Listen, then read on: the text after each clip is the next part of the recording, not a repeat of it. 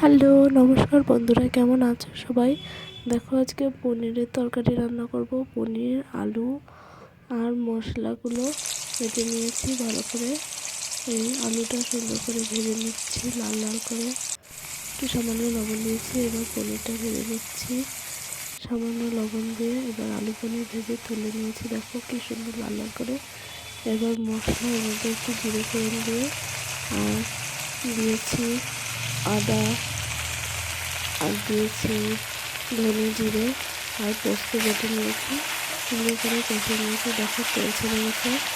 এবার আরেকটু ভালো করে কষিয়ে নেব।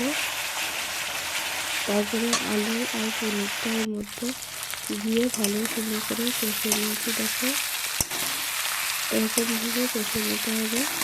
যত ভালো কষিয়ে নেবে তত টেস্টি হবে কিন্তু খেতে। এবার ভালো করে কষিয়ে নেওয়ার পরে আমি এতে জল অ্যাড করবো।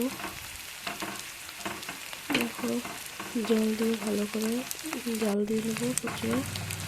খুব সুন্দর করে জলটা একটু সামান্য গরম করে নিয়েছিলাম।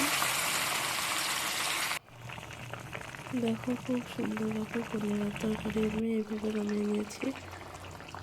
পনিরটা যেন কেমন হয়েছে